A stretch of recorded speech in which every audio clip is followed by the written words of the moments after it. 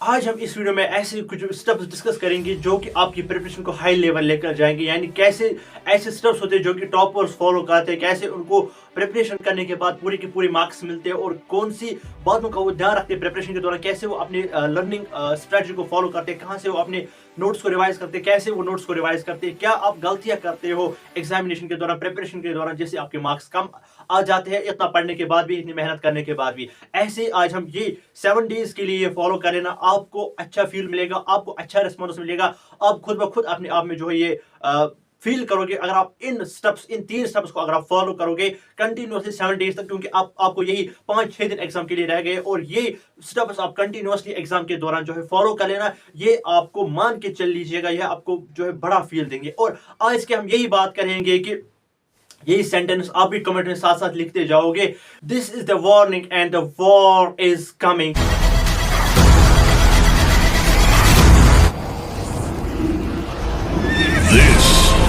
Is a warning that war is coming. मेरे दिमाग में भी ये आपको एक जो है पॉजिटिव फील देगा, इससे आप जो है अच्छी प्रिपरेशन करोगे। आज के बाद अभी कमेंट बॉक्स में लिखो, this is the warning and the war is coming. अब हम एग्जाम्स को नहीं छोड़ेंगे। आप किसी भी क्लास में हो, 10th से लेकर 12th तक, या आप किसी भी कॉम्पिटेटिव एग्जाम के लिए प्रिपेयर कर रहे हो, कुछ ही दिन बचे हो और ये स्टेप्स आप अपनी प्रिपरेशन में लाना 7 डेज तक आप ये फॉलो कर लेना, आप एवरेज से टॉपर बन जाओगे, आप खुद अपने आप में फील करोगे। क्योंकि मैं आपको ये नहीं चाहता हूँ कि आपकी मेहनत जाया हो इतनी मेहनत करने के बाद भी। तो यहाँ पे हम कैसे डिस्कस करेंगे, अगर हम देखेंगे कि 2 स्टूडेंट्स हम यहाँ पे लेंगे जैसे हम हमेशा लेते आ रहे हैं। एक का हम आज नाम लेंगे, लेट सपोज आज मैं आपको अपनी कहानी बताऊंगा जो कि मेरे साथ हुआ है, इनको आपको फॉलो कर लेना है। पहला जो स्टूडेंट होगा that is your Mukeet sir, and जो दूसरा स्टूडेंट होगा let suppose that is any student Salim. ठीक है, कोई भी स्टूडेंट यहाँ पे। अब देखो यहाँ पे क्या है, ये मैं हूँ यहाँ पे, हम दोनों एक ही स्कूल में पढ़ रहे थे, हम दोनों आपस में बेस्ट फ्रेंड्स थे, हम दोनों सेम बुक्स फॉलो कर रहे थे और हमने एक ही टाइम पे जो है प्रिपरेशन स्टार्ट की, मतलब सेम वीडियोस भी देखते थे। तो यहाँ पे हम सेम देख रहे थे, लेकिन जो मैं हूँ यहाँ पे, मैं 6 घंटे जो है 6 आवर्स तक जो है मेहनत कर रहा हूँ, मतलब डेली में 6-6 घंटे पढ़ रहा हूँ। लेकिन जो ये मेरा फ्रेंड है ये सिर्फ 3 से 4 घंटे रोजाना पढ़ता है। लेकिन जैसे ही हमारा 12th का रिजल्ट आ गया, अगर हम 12th के रिजल्ट की बात करेंगे तो यहाँ पे आप देख सकते हो कि मेरी जो परसेंटेज, फॉर एग्जांपल मेरी जो परसेंटेज है वो यहाँ पे 78% थी और जो यहाँ पे मेरा फ्रेंड है इसकी जो परसेंटेज है वो 95% थी। ठीक है, यहाँ भी आप देख सकते हो हम दोनों सेम क्लास में पढ़ते थे, सेम बुक्स पढ़ते थे, सेम टाइम पे हमने प्रिपरेशन भी स्टार्ट की थी। लेकिन जैसे ही हमारे बोर्ड के रिजल्ट्स आ गए तो मैं तो यहाँ पे 6-6 घंटे प्रिपरेशन कर रहा था और मेरा जो यहाँ पे फ्रेंड है वो 3 से लेकर 4 घंटे रोजाना पढ़ता है। लेकिन जैसे ही बोर्ड के रिजल्ट्स आ गए, ये आप देख सकते हो कि परसेंटेज में कितनी फर्क आ गई, मेरे 78% और इसके 95%। तो जब मैंने इस सालिम से बात की और जो बाकी स्टूडेंट्स थे इन्होंने बात की कि मुझे तो 6-6 घंटे पढ़ रहा है, आपने तो सिर्फ 3 से लेकर 4 घंटे पढ़े, आपकी ऐसी परसेंटेज कैसे आ गई? और इसकी तो ओबियसली ज्यादा आनी थी, या तो बराबर भी आती तब भी ठीक था, लेकिन ये इसकी मार्क्स इतने कम क्यों आ गए बोर्ड्स में से इतना पढ़ने के बाद भी? तो यहाँ पे अगर हम बात करेंगे, जब मैंने सालिम से बात की, जब हमने सालिम से पूछा कि कौन सी ऐसी गलतियां हैं जो कि मैं कर रहा हूँ अपनी एग्जामिनेशन के दौरान, जो इसने पहली गलती बोली कि जो इसने नहीं की थी और जो इसने मुझ में देखी थी मैं ये गलती कर रहा हूँ। पहली जो बात है दैट इज टाइम मैनेजमेंट। एक तो हम ये तीनों प्रॉब्लम जो है डिस्कस करेंगे और लास्ट में मैं इनका सॉल्यूशन भी बताऊंगा आपको विद दी साइंटिफिक सॉल्यूशन। यहाँ पे बकवास नहीं करेंगे, साइंटिफिक सॉल्यूशन देंगे, साइंटिफिक प्रूफ देंगे आपको इन जो है सॉल्यूशंस का। ठीक है, आपको खुद ब खुद फील होगा। तो अगर हम यहाँ पे बात करेंगे, पहला इसने बोला टाइम मैनेजमेंट। इसने मुझे बोला कि मुझे कितने घंटे आप पढ़ते थे, मैंने बोला 6 घंटे। तो मैंने ये बोल रहा मुझे सच में बोलो कितने घंटे पढ़ रहे थे, मैंने बोला मैं क्यों झूठ बोलूंगा, मैं तो 6 घंटे पढ़ रहा था। लेकिन इसने बोला कि आप 6 घंटे तो पढ़ रहे थे लेकिन आपका जो टाइम मैनेजमेंट है वो बिल्कुल रॉन्ग था। मैंने बोला क्या मतलब, इसका क्या मतलब है?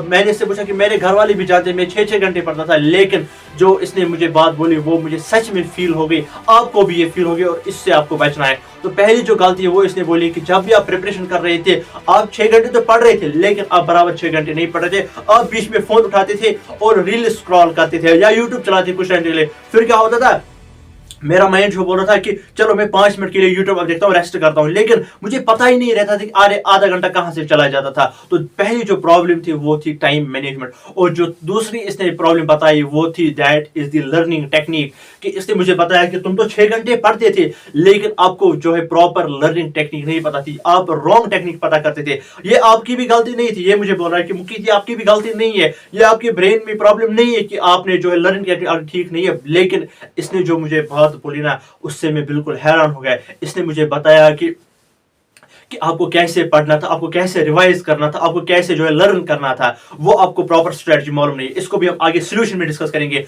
और जो इसने तीसरी जो गलती बोली जो मैं फेस कर रहा था, वो आप भी अभी कर रहे हो, एंड मैं यहाँ पे बोल रहा हूँ 98% स्टूडेंट्स आप में ये गलती अभी भी कर रहे हैं। आप मुझे नीचे कमेंट बॉक्स में जरूरी बताना कि आप ये गलती कर रहे हो या नहीं। वो ये गलती है कि मेरे पास जो है प्रॉपर प्लानिंग नहीं थी। यानी इसका मतलब ये है कि जैसे ही मैं यूट्यूब ओपन करता हूँ, मुझे लेट्स सपोज कोई चैप्टर पढ़ना है, अब मैं देखता हूँ पहले मैं इस टीचर से पढ़ूंगा, फिर मैं इस टीचर से पढ़ूंगा, फिर मैं इस टीचर से पढ़ूंगा। अब क्या होता था, जैसे मैं किसी टीचर से पढ़ता था, फॉर एग्जाम्पल 10th की लाइट मुझे पढ़नी है, वो मैंने पढ़ी किसी भी सैड टीचर से। जो अब मुझे ह्यूमन पढ़नी है वो मैं किसी और टीचर से पढ़ता हूँ। अब मुझे इलेक्ट्रिसिटी पढ़नी है वो मैं किसी और टीचर से पढ़ता हूँ।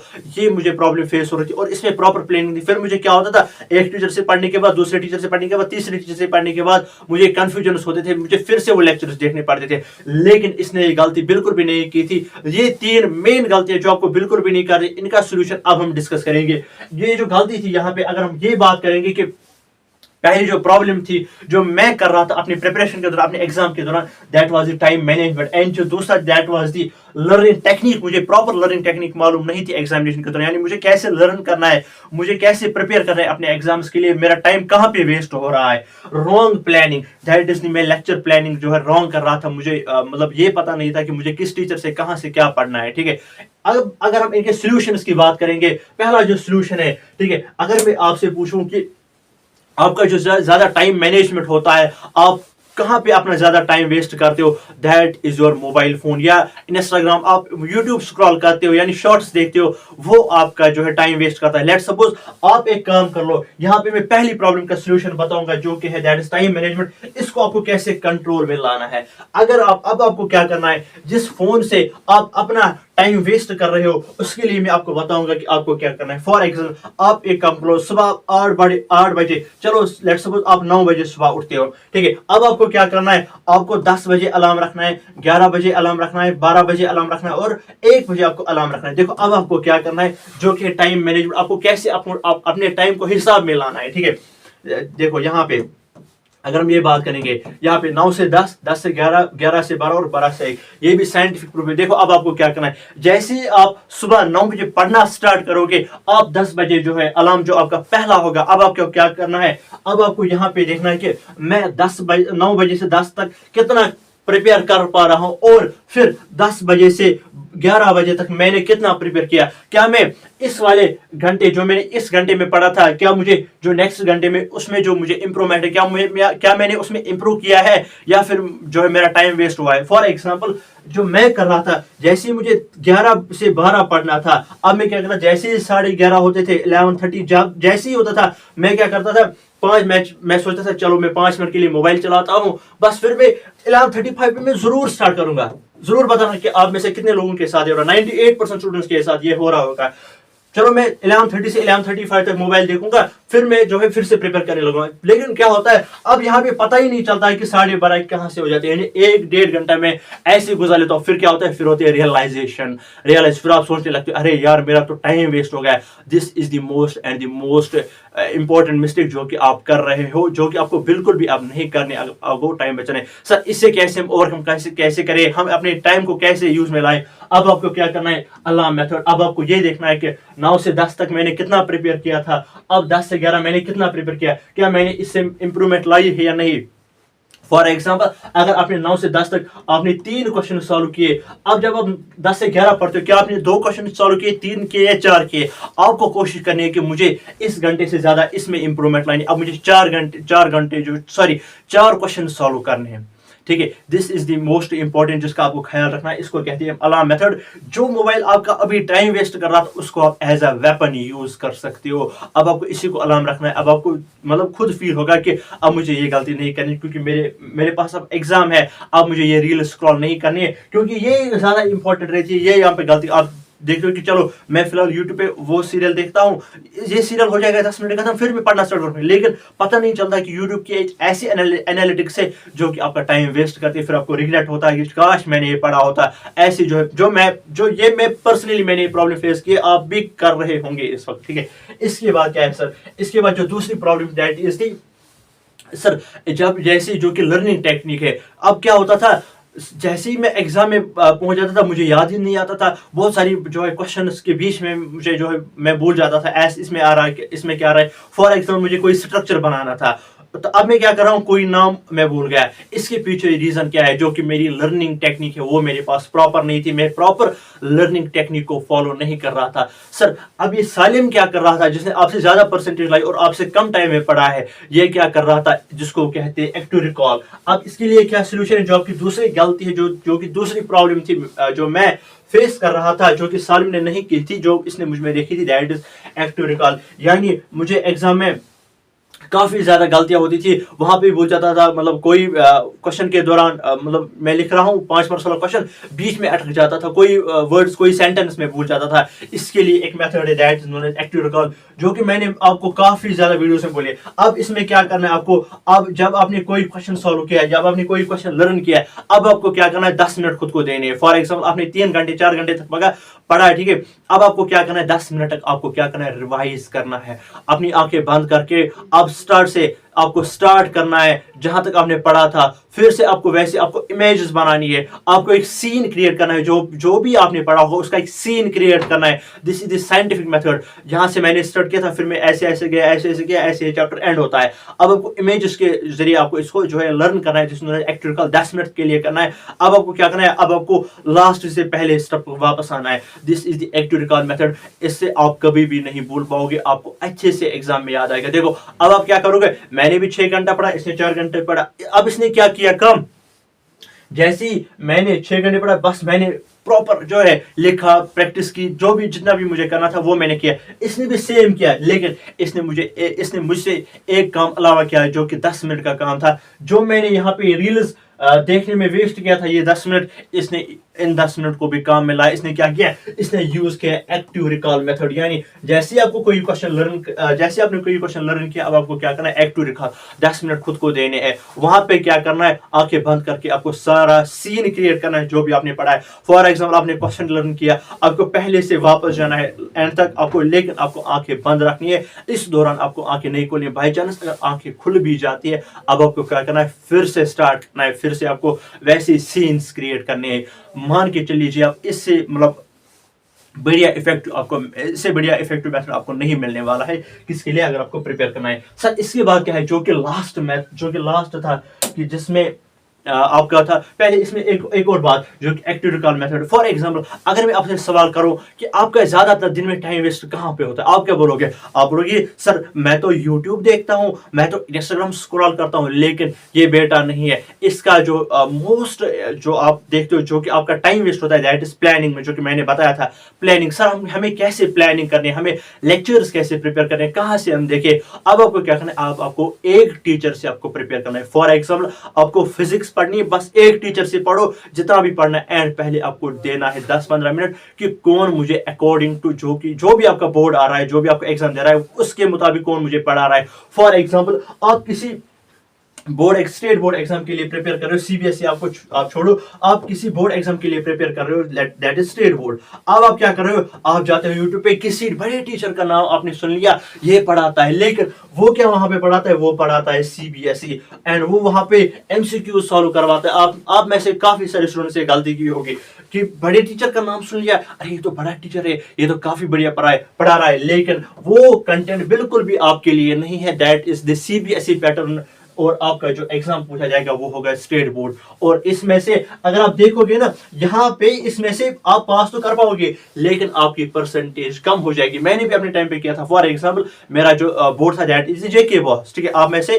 90% स्टूडेंट्स का वही जो बोर्ड होगा। अब मैंने क्या गलती की थी, मैंने बड़े बड़े टीचर्स का नाम सुना था, मैंने वही से प्रिपेयर किया, लेकिन वो प्रिपेयर करवा रहे थे सीबीएसई वालों को, मैंने भी वही प्रिपेयर किया। मैंने तो पास किया अच्छी परसेंटेज से, लेकिन बेटा वो किसके लिए था, वो सीबीएसई के लिए था। लेकिन जेके बॉस में अलग से क्वेश्चन आते हैं, वैसे ही ये इसने अवॉइड किया था। इसने ये पढ़ा था, बड़े बड़े टीचर से पढ़ा था, लेकिन इसने कौन से क्वेश्चंस पढ़े थे जो कि नीट वालों को पूछे जाते हैं। आप इसने फिर किन से प्रिपेयर किया, इसने भी वही उन्हीं टीचर, बड़े बड़े टीचर जिनके बड़े बड़े नाम है, उन टीचर से प्रिपेयर किया था। लेकिन इसने उनके लिए प्रिपेयर किया था कॉम्पिटेटिव एग्जाम्स के लिए, नीट जेईई के लिए। लेकिन जेके बॉस के लिए आपको टीचर्स पहले फाइंड आउट करने हैं जो कि आपको according to your state board पढ़ाएंगे। अब सीबीएसई जो है वो तो वही टीचर्स फॉलो करेंगे जो वो करते आ रहे हैं, लेकिन जो भी स्टेट बोर्ड के स्टूडेंट्स हैं उनको ये गलती बिल्कुल भी नहीं करनी। उनको इससे टाइम जाया होगा, पास तो हो जाएंगे, उनको मजा भी आएगा पढ़ने में। अरे ये तो समझ आ रहा है, इसने तो बड़े कंसेप्ट का नाम लिया, ऐसे न्यूमेरिकल सॉल्व करवाए, लेकिन आपके एग्जाम में वो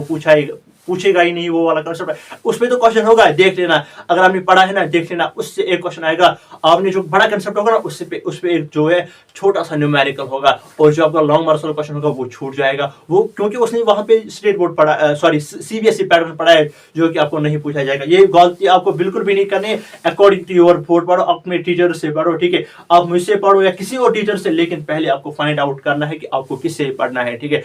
आप इसमें ज्यादा टाइम वेस्ट करते हो, एक तो पहले सर्च आउट करने में आप टाइम वेस्ट करते हो, this is called the wrong planning. और इसके बाद आप क्या करते हो, जैसे आपने किसी टीचर से पढ़ा, अब आपको लगता है कि मुझे तो कोई रिजल्ट ही नहीं आया, जो मुझे टीचर्स ने दिखाया है इससे तो ये मतलब फॉर एग्जांपल आपने आप मेरी तरह जेके बॉस के एग्जाम दे रहे हो, आपको स्कूल टीचर्स ने ये दिखाया, ऐसे कुछ लाइनें दिखाई, लेकिन जो आपको सीबीएसई ना इसमें आपको कंसेप्ट पढ़ाएंगे, ठीक है, इसमें न्यूमेरिकल सॉल्व करेंगे। लेकिन अब ये मैच होगा इस जो आपने यहाँ पे लेक्चर देखा, लेकिन वो खाली जो मैच होगा दैट विल बी 60% मैचिंग, और आपको यही 60% मार्क्स आएंगे। और अब आप क्या करोगे, हम लेट्स सपोज कोई टीचर स्टेट बोर्ड के लिए पढ़ा रहा है, ये आपको 4 घंटे के लिए पढ़ा रहा है, और ये आपको सीबीएसई वाला आपको पढ़ा रहा है लेट्स सपोज 8 घंटे। अब आप सोचोगे मैंने 8 घंटे का लेक्चर अटेंड किया और इसने जो 4 घंटे का लेक्चर अटेंड किया है, अब ये आपसे ज्यादा मार्क्स लाएगा, क्योंकि उसको पता है कि बोर्ड में कैसे कौन कौन से क्वेश्चन करने हैं, कैसे वो पढ़ाएगा, मतलब क्या आपको फॉलो करना है, ठीक है।